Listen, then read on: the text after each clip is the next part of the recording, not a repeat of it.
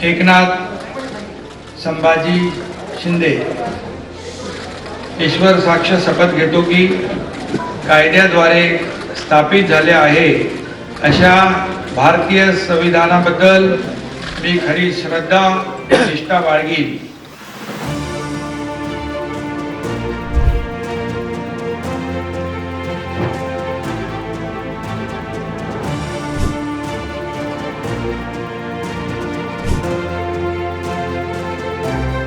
ठाकरे परिवार महाराष्ट्र की राजनीति का एक पूरक है, या कहे महाराष्ट्र की राजनीति ठाकरे परिवार के बिना अधूरी है। पिछले 6 दशकों से इस परिवार का दबदबा महाराष्ट्र में कायम है।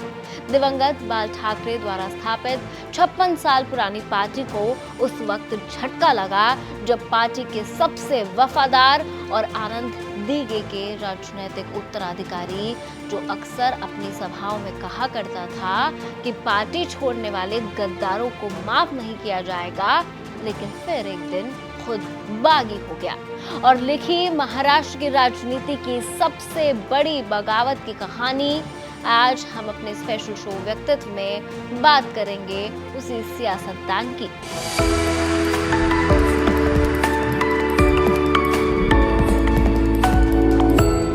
जिसका नाम है एकनाथ शिंदे, जिनकी पहचान है महाराष्ट्र के मुख्यमंत्री और शिवसेना के प्रमुख। एक ऑटो ड्राइवर ने कैसे बाला साहेब की शिवसेना और उद्धव की सिंहासन को झंझोर कर रख दिया। 9 फरवरी 1964 को महाराष्ट्र के सतारा में एकनाथ शिंदे का जन्म हुआ था। शिंदे के पिता संभाजी शिंदे परिवार के गुजर बसर के लिए सतारा से आकर ठाणे के एक मराठी बस्ती में रहने लगे, जहां एकनाथ शिंदे का दाखिला म्यूनिसिपैलिटी के स्कूल में करवा दिया गया। लेकिन आर्थिक हालात खराब होने की वजह से उनको पढ़ाई बीच में ही छोड़नी पड़ी। पढ़ाई छोड़ने के बाद शिंदे ने मजदूरी शुरू कर दी थी। फैक्ट्रियों में छोटे मोटे काम से लेकर फिशरी फर्म में मछली छीलने और सुपरवाइजर तक का काम किया। जब मजदूरी में लगा कि स्वाभिमान को ठेस पहुंच रही है, तो मजदूरी छोड़ ऑटो चलाने लगे और इसी दौरान वो आरएसएस की शाखा से जुड़ते हैं, जिस वक्त उनकी उम्र केवल 18 साल थी। एकनाथ शिंदे उस समय चर्चा में आते हैं जब ठाणे में एक हिंदू शख्स का धर्मांतरण कर मुस्लिम बना दिया गया था। विवाद बढ़ा तो शिंदे ने मोर्चा संभाल लिया। बात इतनी मुखरता के साथ रखी कि उस समय के दिग्गज नेता और ठाणे के शिवसेना प्रभारी आनंद दीगे तक उनकी बात जा पहुंची। पहली ही मुलाकात में उनसे प्रभावित आनंद दीगे ने शिवसेना शाखा प्रमुख बनाने का प्रस्ताव रखा और इसके साथ ही कहा, शाखा प्रमुख बनना कांटों का ताज पहनना जैसा होगा। कई आपराधिक मामले अपने सिर लेने पड़ सकते हैं, लोग गुंडागर्दी का आरोप भी लगाएंगे और यहाँ से शुरू होती है एक आम आदमी के खास बनने का सफर। 1997 में पहली बार एकनाथ शिंदे निगम के पार्षद चुने गए, लेकिन उनका सफर इतना आसान नहीं था। तारीख 2 जून सन 2000, हर रोज की तरह एक आम दिन, लेकिन एकनाथ शिंदे के परिवार के लिए खास होने वाला था, क्योंकि शिंदे अपने 11 साल के बेटे दीपेश और 7 साल की बेटी शुभदा के साथ सतारा घूमने गए थे। बच्चे बोटिंग करने की जिद करने लगे। बोटिंग करते हुए अचानक एक दर्दनाक घटना हुई और शिंदे के आंख के सामने उनके दोनों बच्चे डूब गए और उस घटना की वजह से वो तारीख शिंदे के जीवन की सबसे बड़ी टीस बनकर रह गई। शिंदे इस बात से इतने टूट चुके थे कि उन्होंने राजनीति छोड़ने का मन बना लिया था।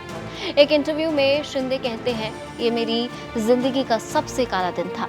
मैं पूरी तरह टूट चुका था। मैंने सब कुछ छोड़ने का फैसला किया, राजनीति भी। ऐसे में एक बार फिर आनंद दीगे उन्हें राजनीति में आगे आने की प्रेरणा देते हैं।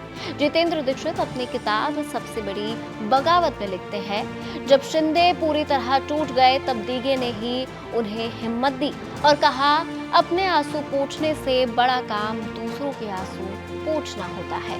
जरूरतमंदों की मदद करो। दिन बीतते गए, शिंदे का कद बढ़ता गया।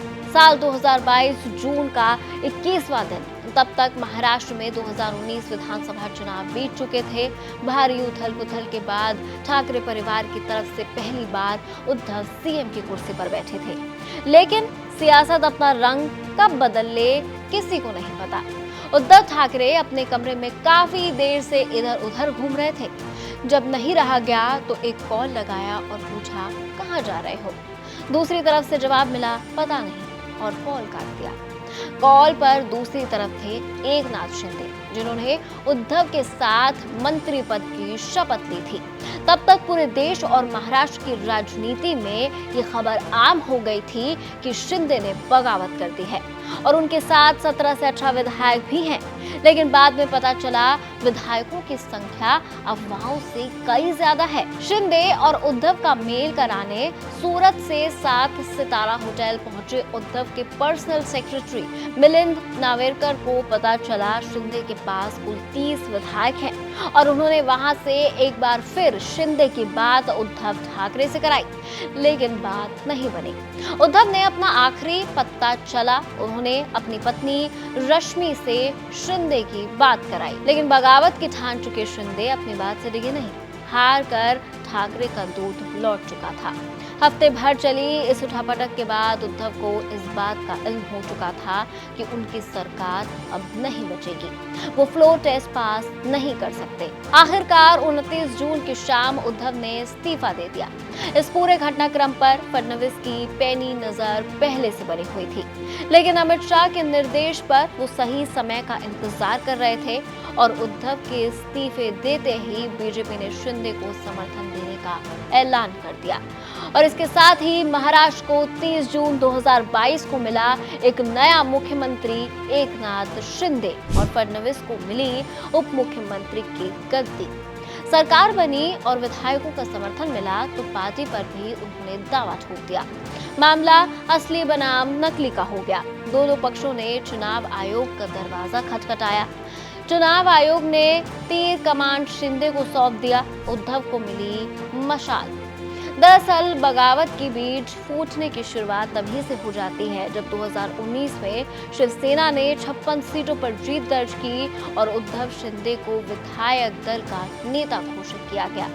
बीजेपी और शिवसेना ने मिलकर सरकार बनाई, लेकिन सीएम पद की नाराजगी की वजह से सरकार महज 3 दिनों में गिर गई, जिसके बाद सियासी गलियारों में ये चर्चा आम हो गई कि अगर शिवसेना सरकार बनाती है तो उनके तरफ से सीएम पद के प्रबल दावेदार शिंदे ही होंगे।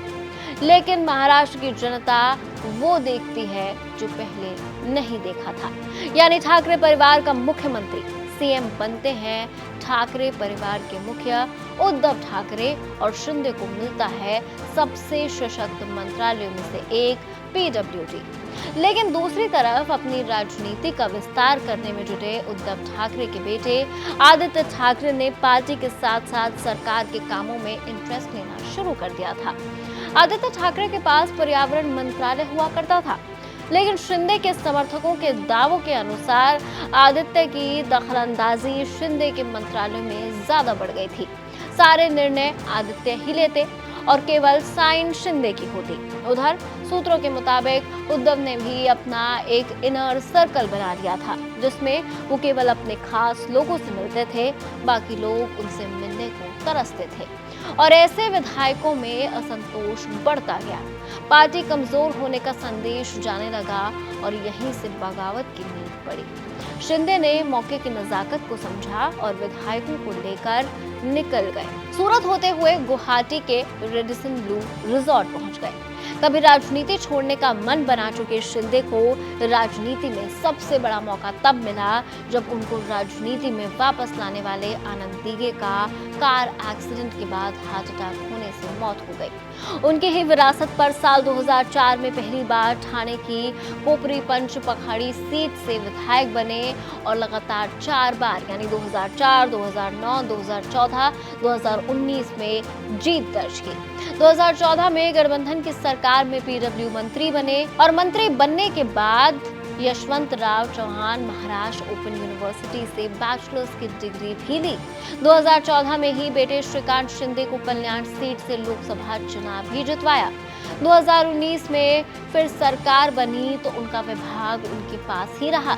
2022 में बागी हुए तो महाराष्ट्र के 20वें मुख्यमंत्री बने और अब 2024 में बीजेपी और एनसीपी अजीत पवार गुट के साथ मिलकर चुनाव लड़ रहे हैं और सीएम पद के प्रबल दावेदार हैं। ये चुनाव एकनाथ शिंदे का भविष्य तय करेगा। इसके साथ ही अब जनता की अदालत में असली और नकली शिवसेना की भी पहचान होगी। खैर, एकनाथ शिंदे के इस विशाल व्यक्तित्व पर आपकी क्या राय है? कमेंट सेक्शन में हमें जरूर शेयर कीजिएगा। इस वीडियो में फिलहाल इतना ही। देखते रहिए एबीपी लाइव।